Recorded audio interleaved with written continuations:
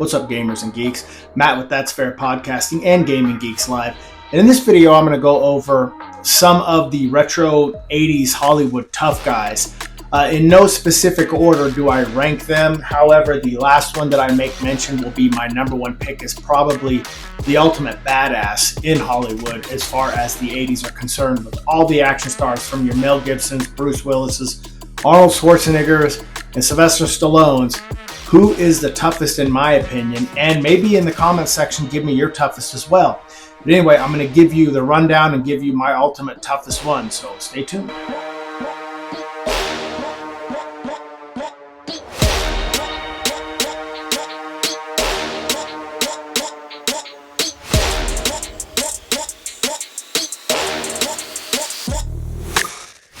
Growing up in the 80s as a Gen X guy, there were a lot of Hollywood tough guys in the 80s, man, and a lot just immediately stick out. And a lot of them are real life badasses, and some of them probably are just big screen badasses. But anyway, again, I am Matt, and if you are new here, please feel free to subscribe to That's Fair Podcasting or Gaming Geeks Live.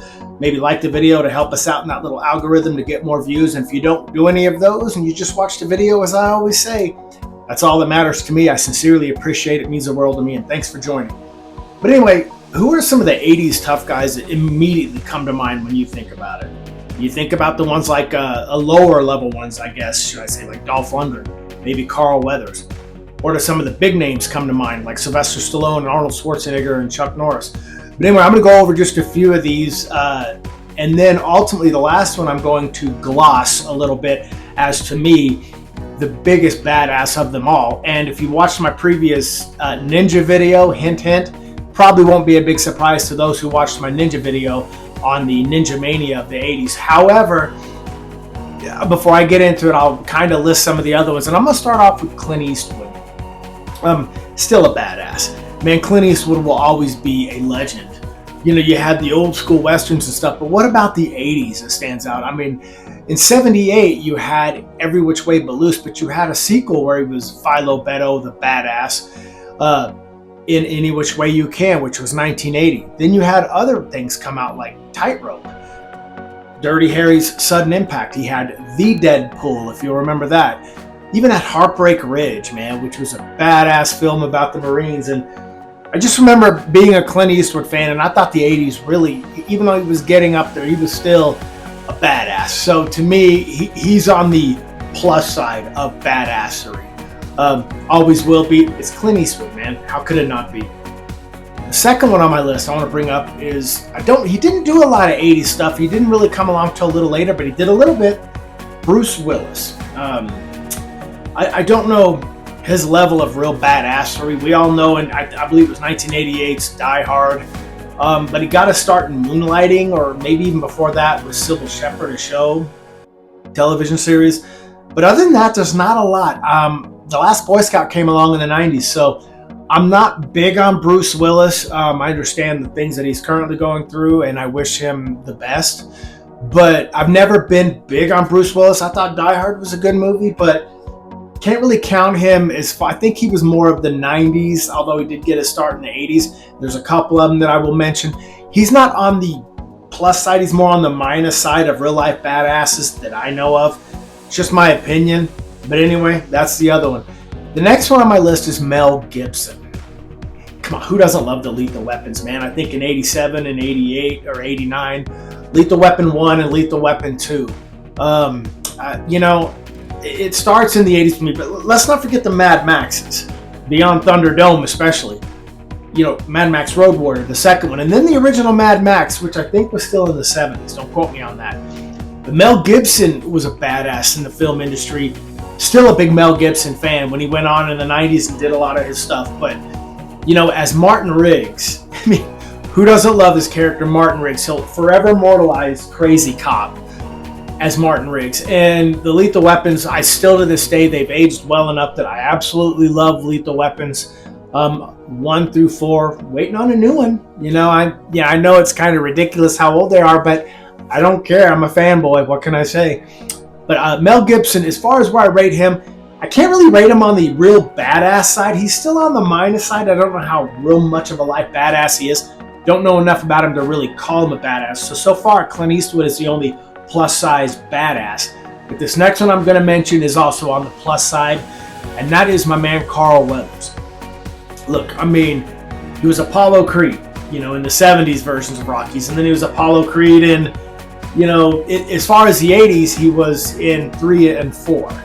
Rocky 3 and Rocky 4. And we all know that he loses to Ivan Drago, his life. But Carl Weathers also did things like Action Jackson, if you remember, and then in 1987's Predator.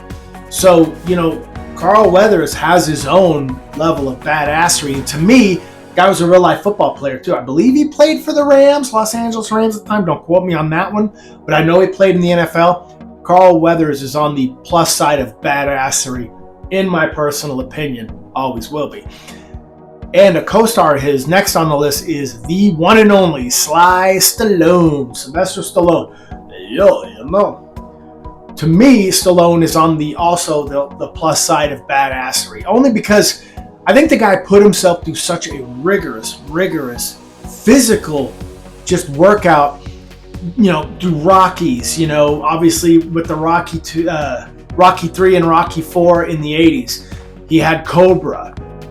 Who didn't love that? He had First Blood. He had Rambo First Blood Part 2. And I believe in the 80s still was Rambo 3. So this guy was killing it in the action movies genre of the 1980s. And to me, he's always on the plus side. I know I'm leaving stuff out. You had Over the Top. You had Lockup, which I think may have been 89. But I think that might have pushed the 90s. I'm not sure. But come on. Sylvester Stallone, to me, is one of the badasses of Hollywood. And right after him is Dolph Lundgren. Now, this one's going to be short.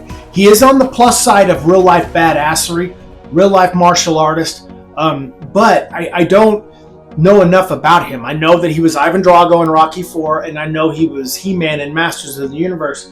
But I didn't really see much of him until the 90s came along with Showdown in Little Tokyo when he starred alongside the late Brandon Lee.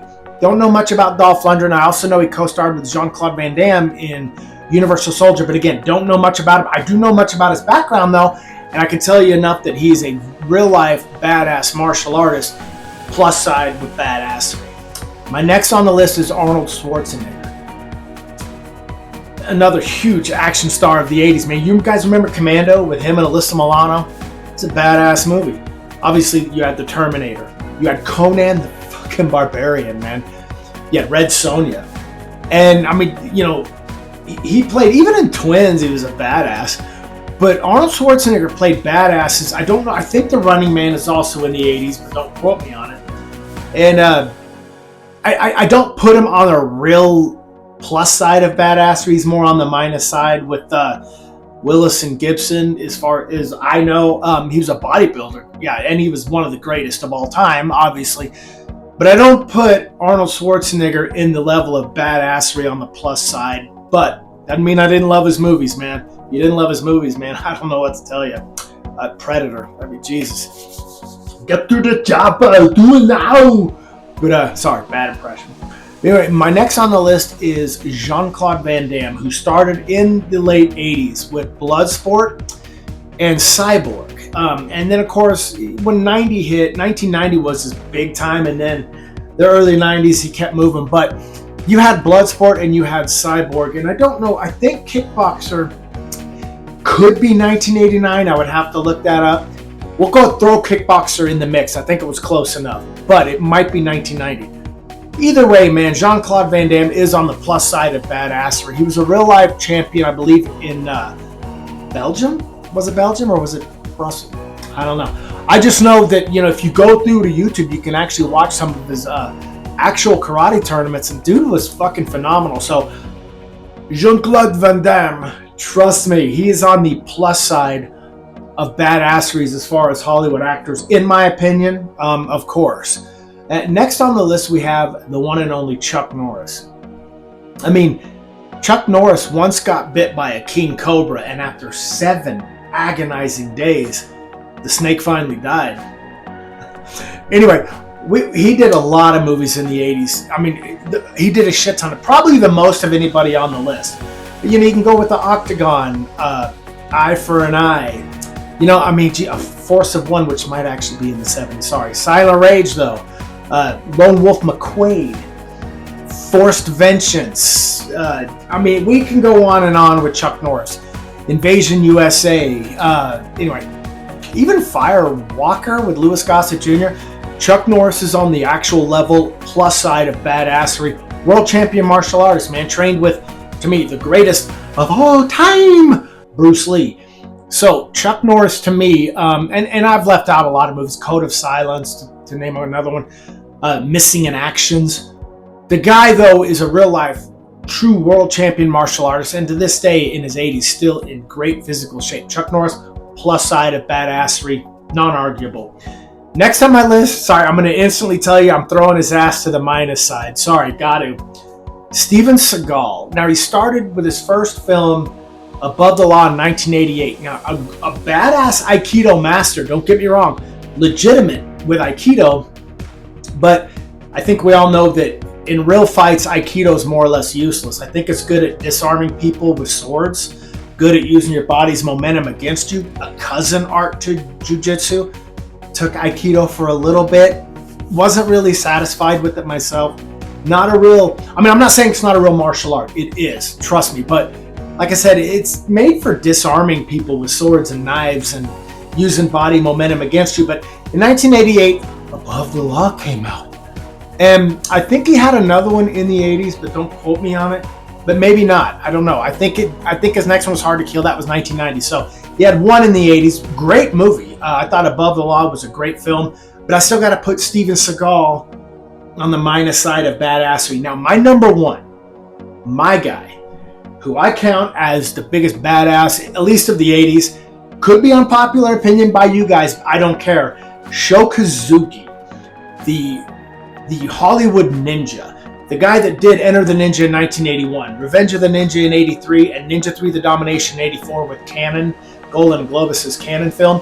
And then he went on to do his own shit in the 80s too. You had Rage of Honor, you had 9 Deaths of the Ninja, and you had Pray for Death. Even in Blind Fury, he squared off with Rutger Hauer, I believe, in 1989. But he had a showdown with Jean-Claude Van Damme in 1987 or 88's Black Eagle. Sho Kosugi, though, is, to me, the ultimate Hollywood badass. He's number one on my list, definitely in the plus category. But, the guy had studied so much in the way of martial arts, including ninjutsu. So many different martial arts listed in my ninja video that I did about a month back. But anyway, guys, those are my lists, just kind of reminiscent as far as the Hollywood tough guys. More so, I have more on the plus side of real badass than I do on the negative, on the minus side. But Sho Kosugi is my number one of the 80s. He, to me, is the most legit. Just my opinion, though. He got his fame by accident. He's supposed to just choreograph, and people are like, no, we need that guy on the big screen, which happened in Enter the Ninja. But anyway, guys, thank you so much for listening to pretty much a pointless yet retro rant. And if you don't mind subscribing to That's Fair Podcasting or Gaming Geeks Live, I would sincerely appreciate it. Maybe like the video again to help us with the clicks. And if you don't do any of that, thank you so much for watching this. Please tell me your number one of the 80s Hollywood tough guys that you would pick. You can give me a rank if you want, or you can give me your number one who you think is the badass of them all. But anyway, again, thank you so much. And to you gamers and geeks out there, all love to you. And I am outro.